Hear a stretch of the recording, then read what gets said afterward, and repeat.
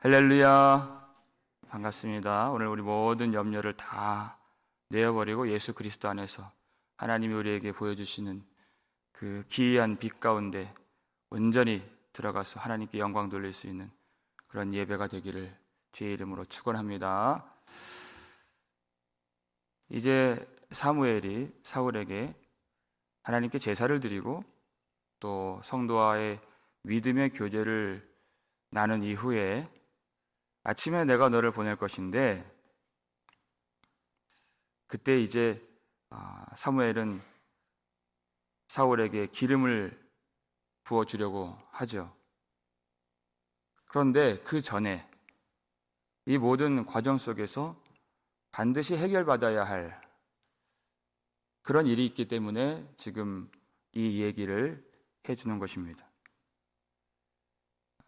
예배를 드리고 교제를 하고 사명을 받고 약속을 받는 이 과정 가운데에서 반드시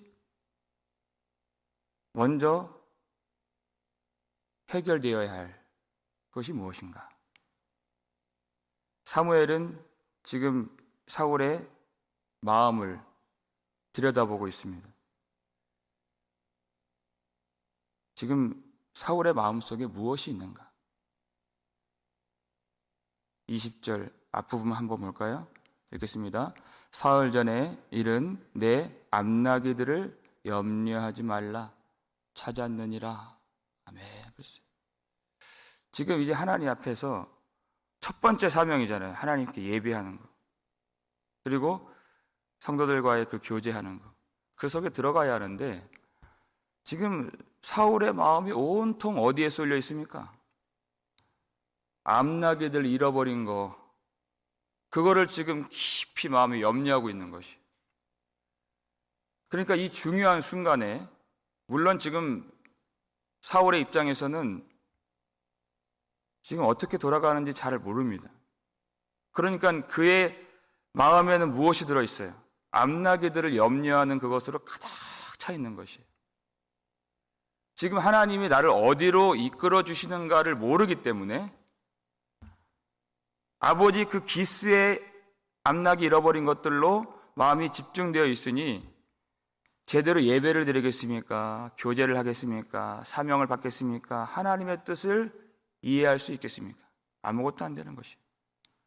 그러니까 사무엘이 암나기들을 염려하지 말라. 하나님이 이제 사명을 주시고 이제 기름을 부어 주실 것인데 너는 너의 아버지의 집 암나기들 정도를 찾는 그런 사람이 아니다 하는 것이에요.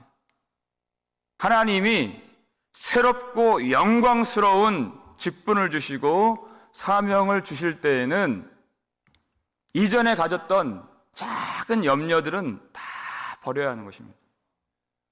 이제는 아버지의 기스의 암나기들 몇 마리 찾는 그런 인생이 아니라 하나님 아버지 잃어버린 양들을 찾고 그들을 온전히 하나님께로 인도하는 그 크고 영광스러운 이 사명을 감당할 사람이기 때문에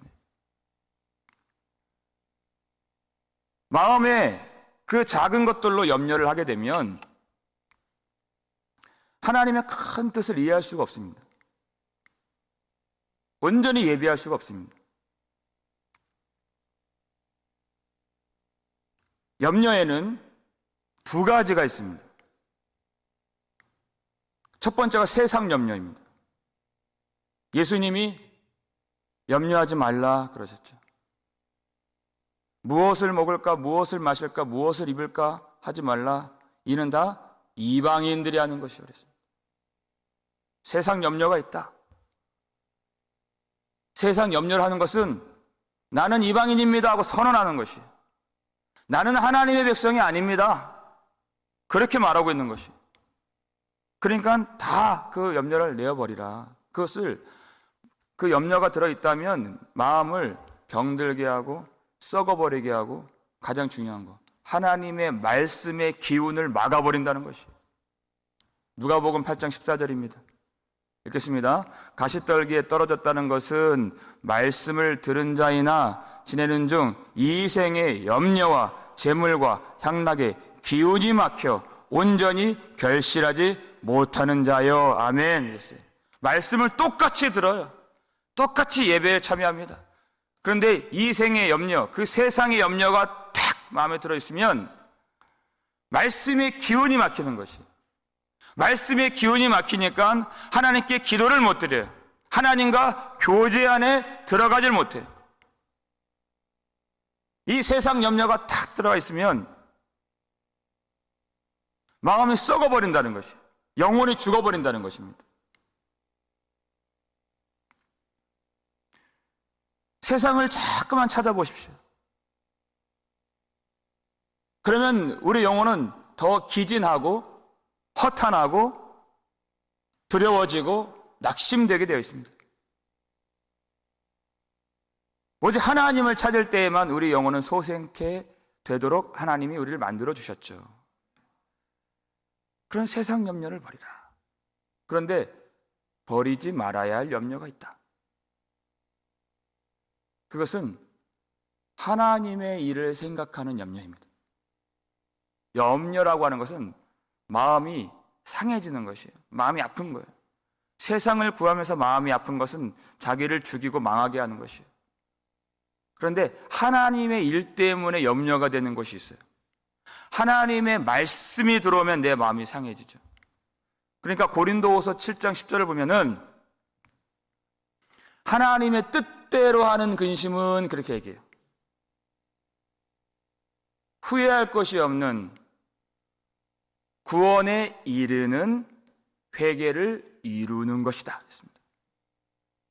하나님의 말씀을 받으면 그 말씀에 내 마음이 찔리죠. 찔림을 받죠. 그럼 마음이 아파져요. 그러면 하나님 앞에서 간절히 회개하는 상한 심령이 됩니다. 그 회개하는 마음, 그 하나님 뜻대로 하는 그 근심, 그것은 우리를 구원으로 인도해 준다는 것이에요. 하늘의 것을 사모하면서 땅의 것이 아닌 하늘의 것을 찾으면서 염려하라는 것이에요. 또 한 가지, 그 하나님의 일에 대한 염려가 있습니다. 고린도후서 11장 28절이죠. 읽겠습니다. 이 외의 일은 고사하고 아직도 날마다 내 속에 눌리는 일이 있으니 곧 모든 교회를 위하여 염려하는 것이라. 아멘. 우리 속에 염려가 있어야 됩니다. 어떤 염려예요? 세상 염려, 이생의 염려, 이방인들의 염려가 아니라 교회를 위하여 염려하는 것이다. 사도 바울은 이제까지 수많은 그런 환난과 고통을 겪었어요. 그런데 날마다 내 속에서 짓눌리는, 나를 누르는 가장 큰 고통이 있다. 핍박을 당하고 위험을 당하는 그런 육신의 고통이 아니에요. 내 마음에, 내 속에 항상 교회를 생각하는 그 염려가 있다는 것이에요. 어떤 한 성도가 낙심하고 또 어떤 한 성도가 실족을 하고 이 교회가 저 교회가 시험을 당하고 하는 그것들로 마음이 그 눌림을 받는데 너무나도 그것이 괴롭다는 것이에요. 여러분, 이 마음 누가 주신 것입니까? 이 마음은 하나님이 주신 것이에요. 그 교회를 위하여 자기를 내어주시고 십자가에서 죽으신 예수 그리스도의 마음이 그 속에 있기 때문에 교회 때문에 아픈 것입니다. 이 마음이 없으면 자기 마음이 아픈 것이 아니라 교회를 아프게 하는 거예요.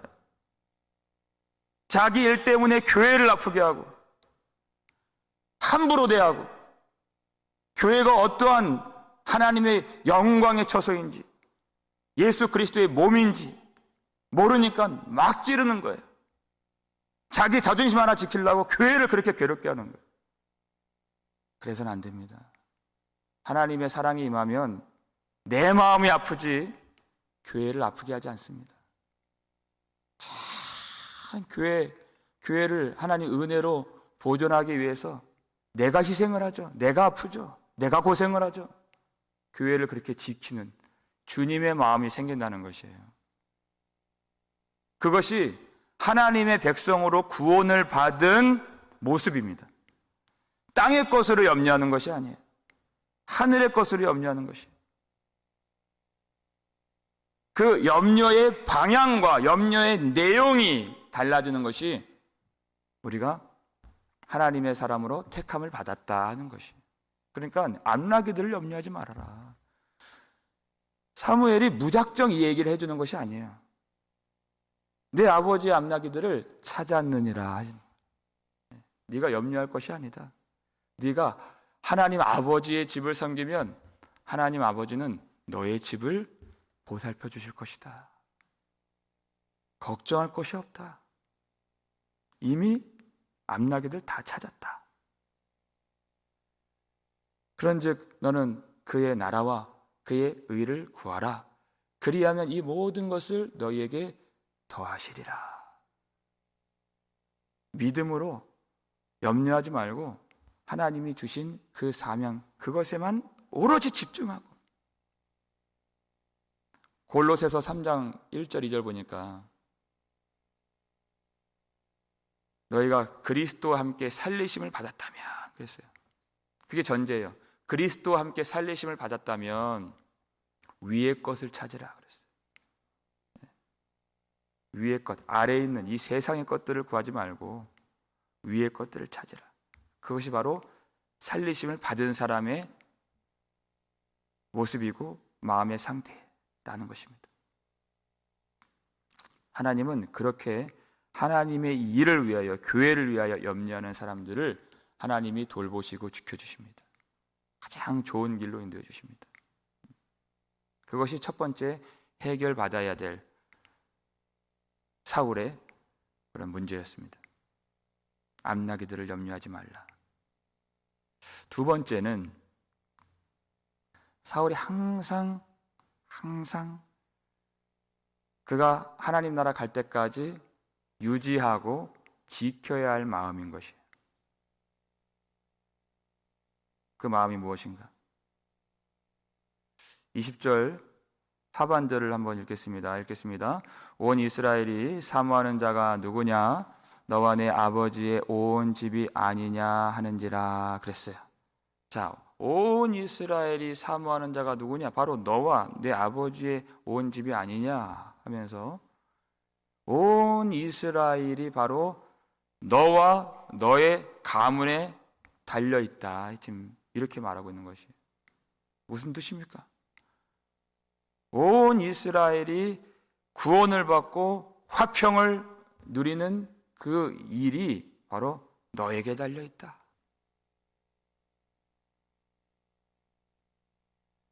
그 사명을 어렴풋이 사울에게 말해주는 것이에요. 근데 사울도 그것을 이해했습니다. 어느 정도. 그래서 21절과 같이 말하는 것이에요. 읽겠습니다. 사울이 대답하여 이르되 나는 이스라엘 지파의 가장 작은 지파 베냐민 사람이 아니니까 또 나의 가족은 베냐민 지파 모든 가족 중에 가장 미약하지 아니하니까 당신이 어찌하여 내게 이같이 말씀하시나이까 하니 그랬어요. 가장 작은 지파 베냐민 사람, 가장 미약한 가족, 이러한 표현들을 써요. 그도 그럴 것이 온 이스라엘 집이 지금 이 사울을 바라보고 있다 이렇게 말을 했는데 어찌 나같이 작은 사람이겠습니까? 그렇죠? 베냐민 사람 어떤 사람입니까? 베냐민 지파. 레위인의 첩사건으로 인해서 온 이스라엘을 대적하고 그 불량배들, 그들을 비호하기 위해서 전쟁을 일으키고 이스라엘 백성들 4만 명을 죽이게 한 그 베냐민 지파. 그런데도 베냐민이 계속 이겼어요. 이기고 마지막에 진 거예요. 그때 600명밖에 남지 않는, 그렇게 거미줄같이 명맥만 유지한 작은 지파가 되었죠. 그런데 여기서 작다고 하는 것은 그 수만 작은 것이 아니라 하나님 앞에 너무나도 몹쓸 짓을 한 부정하고 가치 없고 자격 없고 부끄러운 지파라는 것이에요. 하나님 앞에 내세울 것이 없는 그런 베냐민 지파 사람인 나, 그런 우리 가족인데 어찌 그런 말씀을 하십니까? 그러면 하나님은 왜 베냐민 지파에서 이스라엘의 첫 번째 왕을 세우시고자 하시는 것입니까? 바로 그 이유 때문이에요. 그들이 작기 때문에 세우시는 것입니다. 그들이 크지 않기 때문에 세우시는 것이에요. 그들이 내가 힘이 있다, 우리가 크다, 우리가 능력이 있다, 이런 사람들은 하나님 절대 세우지 아니하십니다. 그러면 다 일 끝나고 나서 우리가 크기 때문에, 우리가 강하기 때문에 이렇게 했다, 이렇게 자기를 자랑하기 때문에 하나님은 절대 그 사람들을 쓰지 않습니다. 사울이 이 마음을 끝까지 붙들고 유지해야만 했던 것입니다. 자기가 얼마나 작은 사람인가, 얼마나 미약한가. 하나님은 그러한 사람들만 사용하십니다. 사사기 6장을 보면 미디안이라고 하는 아주 무자비한 족속에게 무려 7년간 이스라엘 백성들이 고통을 당해요. 그러니까 이스라엘 백성들이 자기 집 놔두고 밭 놔두고 다 산으로 동굴로 도망쳐서 그렇게 그 동굴 속에서 산성에서 숨어 지내는 거예요. 미디안 백성들이 한번 군대를 몰고 오면 성경에 그렇게 나와요. 메뚜기 떼 같더라 그래요. 메뚜기 떼. 그렇죠? 그게 바로 황충의 재앙이에요. 요한계시록에 나오는. 미디안 백성들이 한번 몰고 가면 그게 남원하는 것이 없어요. 음식이든 가축이든 다 쓸어가는 것입니다. 얼마나 무섭습니까? 그러니까 이스라엘 백성들이 부르짖어요. 하나님께, 하나님 우리를 불쌍히 여겨 주옵소서. 그때 하나님이 세우시는 사람이 기드온이에요. 그런데 기드온이 얼마나 겁이 많고 두려움 많은지, 그 포도즙 짜는 틀이 움푹 꺼진 땅이잖아요. 그 움푹 그 땅에 꺼진 그곳에 들어가서 거기서 밀을 타작하고 있는, 왜? 걸릴까봐, 미디안 사람들에게 들킬까봐 숨어서 이렇게, 원래는 광장에 사는 거거든요, 그거는. 그런데 그런 미디안을 하나님이 부르시고 내가 너를 보내리니 그래요. 그러니까 기드온이 뭐라고 합니까? 사사기 6장 15절 말씀 읽겠습니다. 그러나 기드온이 그에게 대답하되 오 주여, 내가 무엇으로 이스라엘을 구원하리까? 보소서 나의 집은 므낫세 중에 극히 약하고 나는 내 아버지 집에서 가장 작은 자니이다 하니 그랬어요. 내가 무엇으로 이스라엘을 구원하리까 그랬어요. 이렇게 약하고, 기도는 정말 특별할 것이 없습니다. 우리 보통 사람의 성정을 가지고 두려움이 많은 사람이에요. 내가 어떻게 이스라엘 백성들 앞서서 이들을 통솔하고 이 백성들을 무엇으로 구원할 수 있겠습니까? 무엇으로 구원할 수 있겠습니까? 무엇으로 구원합니까?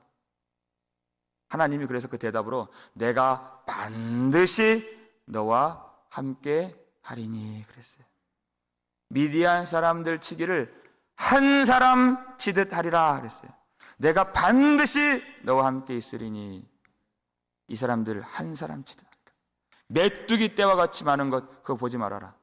하나님 한 분 바라보면 대적들을 치는 것 한 사람 치듯 하리라 그랬어요. 아무것도 아니다. 무엇으로 구원하리까? 바로 나 여호와다. 여호와로 구원할 것이다. 그러니까 여호와의 사자가 뭐라고 불러요? 그 힘이 약하고 두려움 많은 기도원을 큰 용사여, 여호와께서 너와 함께 계시도다, 이렇게 부르는 거예요. 왜 이 사람 쓰십니까? 극히 약하고 작기 때문에 쓰시는 것이에요. 그게 바로 교회요 성도인 것입니다. 고린도전서 1장 27절부터 29절까지 우리 마지막으로 함께 읽겠습니다.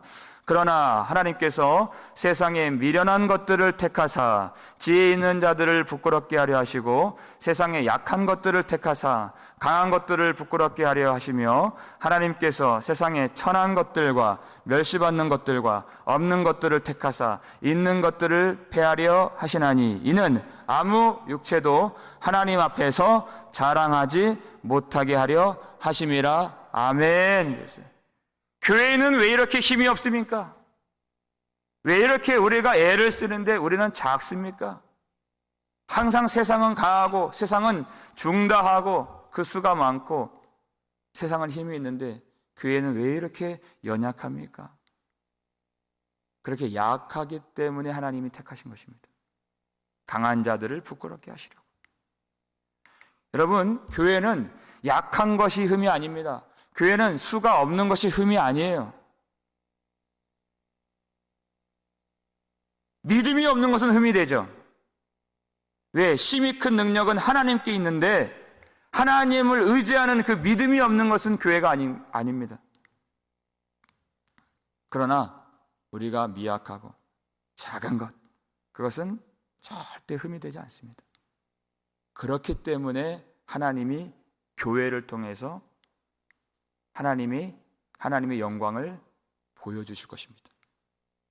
다 하나님이 하셨다.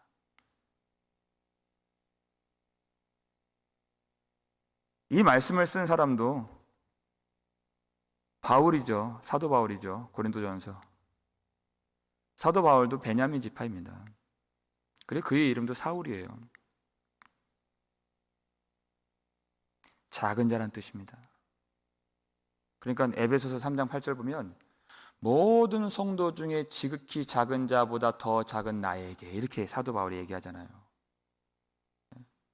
자신의 학식, 자신의 경험, 자신의 교회를 세운 이 모든 수고, 그걸 자랑하는 것이 아니에요. 이 모든 성도들보다 지극히 작은 자보다 더 작은 나에게 이 은혜를 주신 것은 측량할 수 없는 그리스도의 풍성함을 이방인들에게 전하게 하려 함이라, 이렇게 얘기하는 거예요.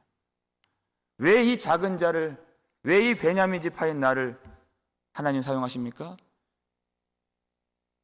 이 작은 자를 사용하시는 그 말할 수 없는 그 은혜를 주신 하나님이 이방인들에게까지 나를 보내셔서 하나님의 놀라운 은혜와 그리스도의 풍성함을 전하게 하시려고 나를 택하여 주시고 이 은혜를 주시고 이 은혜의 감격 가운데 나를 인도해 주셨다는 것입니다. 사울에게 주신 두 가지 도전, 그것이 바로 우리에게 주신 도전입니다. 첫 번째, 암나기들을 염려하지 말아라. 이 세상 일로 염려하지 말아라.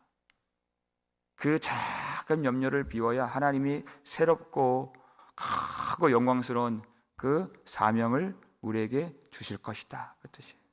여러분, 우리가 염려를 어떻게 버립니까? 믿음이 와야 염려가 버려지는 것입니다. 나의 인생을, 나의 모든 삶을, 나의 존재를 하나님께 다 맡겨야, 믿음으로 맡겨야 우리가 염려가 아닌 하나님의 사명을 감당할 수 있는 것입니다. 그러니까 이 첫 번째 도전과 두 번째 도전은 이렇게 맞닿아 있어요. 사실은 한 가지예요. 믿음이 오면 다 해결되는 것입니다. 믿음이 오면 겸손해지는 것입니다. 두 번째 도전이죠. 항상 우리의 작음을 알고 여호와의 영광스러움을 바라보는 것입니다. 사울이 이 겸손함을 유지하지 못하고 그래도 내가 준수하고 그래도 내가 키가 크고 그래도 내가 능력이 있다, 그 자기를 바라보면 넘어지게 되어 있습니다. 자기 아버지 기스가 유력한 것을 바라보면 위대하신 하나님의 능력을 보지 못하게 되어 있어요. 교만한 순간 그는 망하게 되어 있습니다. 항상 이 두 번째 도전, 믿음이 오면 우리가 낮아지고 겸손해집니다.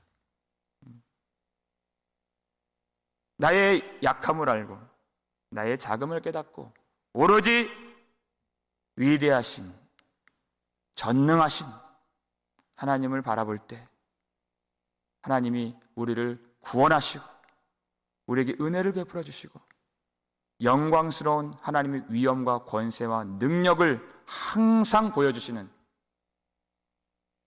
그런 믿음의 성도여 거룩한 교회가 되시기를 주의 이름으로 축원합니다. 기도하겠습니다. 아버지 하나님, 감사를 드립니다. 우리에게 이 두 가지 도전, 이 과업 잘 감당할 수 있도록 도와주시옵소서. 세상 일 때문에 구차하게 살지 않도록 도와주시옵소서. 하나님의 영광을 바라보며 그리스도와 함께 이미 살리심을 받은 하나님의 백성답게 살 수 있도록 도와주시옵소서.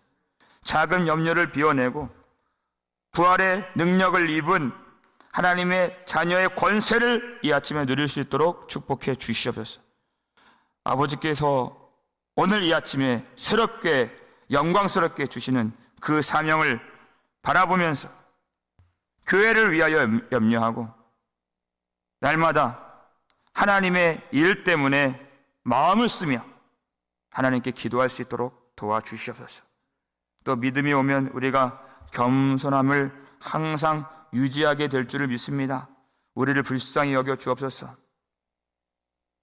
내가 크고 내가 강해서 쓰임받는 것이 아니요, 우리가 약하고 우리가 전하고 우리가 부족함이 많이 있기 때문에 하나님이 우리를 들어 쓰셔서 하나님의 영광만, 하나님의 은혜만 땅끝까지 전하시는 하나님이신 줄 우리가 깨닫고 심히 큰 능력이 하나님께만 있음을 우리가 날마다 고백하며 겸손하게 하나님을 찾고 예배할 수 있도록 우리 모든 교회를 주님이 붙잡아 주시옵소서.